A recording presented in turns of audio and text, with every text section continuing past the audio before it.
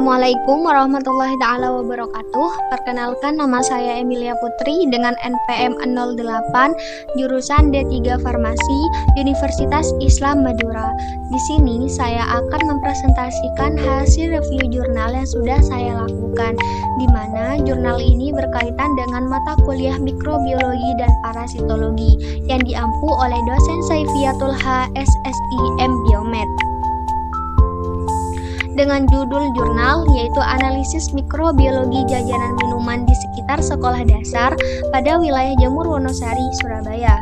Dengan identitas jurnal yaitu merupakan jurnal kesehatan dengan halaman 1-5 dan volume 1 nomor 2 yang diterbitkan pada tahun 2017 dan penulis Endah Prayekti dan reviewernya yaitu saya sendiri dan pada tanggal 27 Juni 2023. Pendahuluan, jajanan baik berupa makanan maupun minuman tersaji secara luas di Surabaya, mulai tingkat pedagang kaki lima hingga di toko ternama.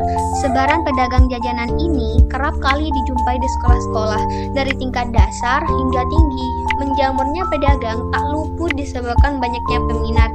Beberapa hal yang mirip dijumpai, makanan dan minuman tersebut dijual dalam harga yang murah, yang terjangkau oleh siswa dan siswi SD, sehingga dari harga yang murah tadi timbul kekhawatiran terhadap penggunaan bahan-bahan mentah yang berpotensi adanya masuknya kontaminan makanan ataupun minuman berupa mikroorganisme yang berbahaya bagi tubuh, sehingga siswa SD yang sudah terpapar oleh jajanan yang sudah terkontaminan oleh mikroorganisme tadi dapat berisiko menderita diare bila jajanan tersebut tidak higienis.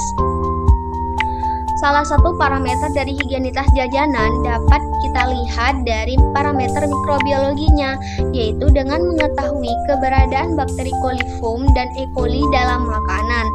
Di sini, bakteri coliform merupakan jenis mikroorganisme yang lazim digunakan sebagai indikator, di mana bakteri ini dapat menjadi sinyal untuk menentukan sumber air telah terkontaminasi oleh patogen ataupun tidak. Dan bakteri E. coli merupakan bakteri yang biasa hidup di usus manusia ataupun hewan yang fungsinya sebenarnya untuk menjaga kesehatan sistem pencernaan.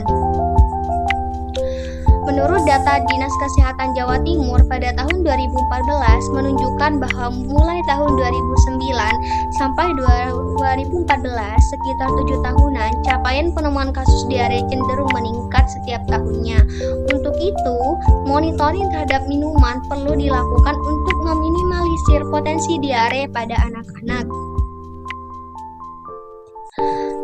Metode penelitian. Sebelum kita mengetahui metode apa yang digunakan pada analisis kali ini, kita perlu mengetahui jenis, populasi, sampel, dan lokasi penelitian yang dilakukan, di mana jenis penelitian ini merupakan penelitian deskriptif observasional, merupakan penelitian yang menggambarkan suatu keadaan atau masalah yang digali melalui pengamatan yang terjadi di lapangan.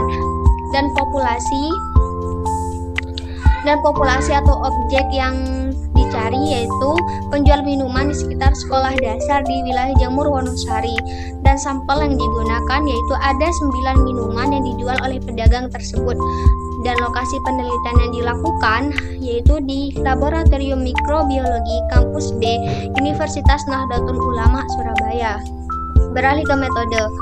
Metode yang digunakan pada analisis sampel kali ini yaitu menggunakan metode MPN, di mana metode MPN merupakan metode pemeriksaan air yang dilakukan untuk mengetahui kontaminasi akibat bakteri coliform dan colitinja dengan menggunakan 15 seri tabung dan media laktose broad, brilliant green, laktose bilbroad, dan iosin methylene blue agar.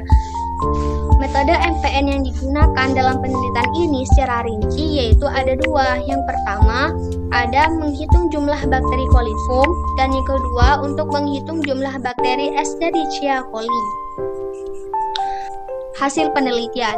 Di sini sampel minuman yang dianalisis meliputi minuman yang dijual di sekitar sekolah dasar di wilayah Kelurahan Jamur Wonosari, Kecamatan Wonokolo, di mana sampel yang digunakan meliputi es teh instan, es rasa buah instan, es krim, dan es cincau, dengan total jumlah sampel yang dianalisis sebesar 9 sampel.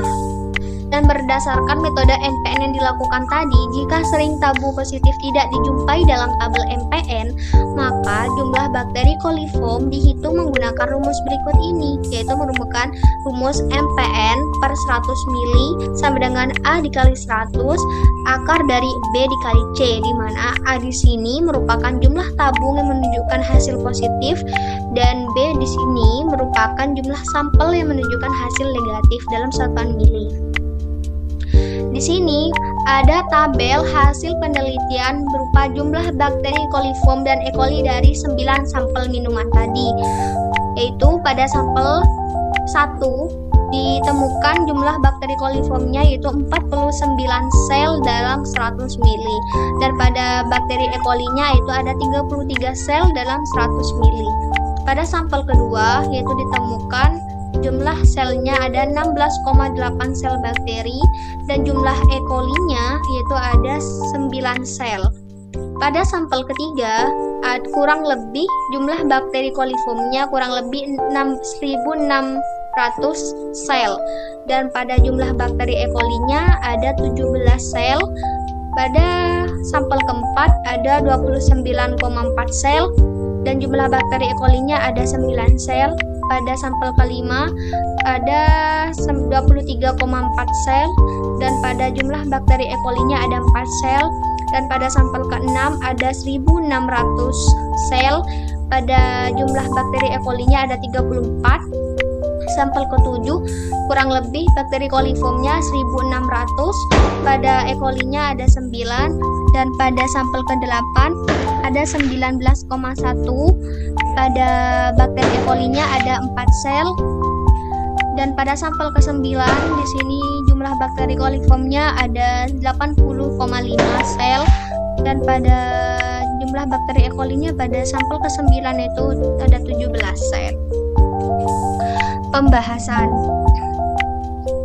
Dalam penelitian ini, analisis sampel secara mikrobiologi dengan menghitung jumlah bakteri coliform dan E. coli menunjukkan hal yang serupa, yaitu dijumpai kedua bakteri tersebut berdasarkan temuan tentunya dapat dibaca. Jadi pada tabel tersebut dapat dibaca bahwa tidak banyak penjual yang memperhatikan akan higienitas dari produk yang dijual. Di sini ada pembahasan tentang bakteri coliform yang terkandung, di mana secara umum hasil bakteri coliform dan E. coli ternyata di luar ambang batas maksimal yang diperbolehkan dalam air yang diminum, karena di sini menurut Kemenkes RI nomor 492 tentang persyaratan kualitas air minum menyebutkan bahwa jumlah bakteri coliform dan E. coli dalam air minum adalah 0 yang harus terkandung, sehingga dapat dikatakan bahwa minuman yang diambil sebagai sampel tadi tidak memenuhi syarat untuk dikonsumsi. Dan jumlah bakteri coliform dalam 9 sampel minuman yang diujikan sangatlah beragam nilainya. Dari mulai yang terendah dijumpai pada sampel kedua, yang tertinggi dijumpai pada sampel 3, 6, dan 7. Bakteri E. coli. Jadi pada jumlah bakteri E. coli dalam sampel minuman ke-9 tadi yang diuji memiliki hasil yang bervariasi. Jumlah terendah didapatkan pada sampel 5 dan 8, sedangkan tertinggi diperoleh pada sampel 6. Seluruh minuman yang diuji adalah minuman yang mengandung es batu. Jadi cemaran mikroba dalam minuman yang dijual pada daerah Surabaya dapat dari berbagai sumber. Yang pertama ada es batu, yang kedua dapat berupa dari airnya, yang ketiga dapat berupa dari proses pembuatan tidak higienis, yang keempat ada peralatan yang digunakan tercemar bakteri. Lah, dari ini maka pedagang perlu memperhatikan sumber air yang digunakan, memilih es batu dari air yang telah dimasak, dan menggunakan peralatan bersih serta memperhatikan kebersihan diri dan lingkungan dalam proses pembuatan. Kesimpulan dari review jurnal ini yaitu semua minuman yang diujikan memiliki jumlah bakteri coliform dan E. coli di luar ambang batas berdasarkan Kemenkes RI nomor 492 tentang persyaratan kualitas air minum.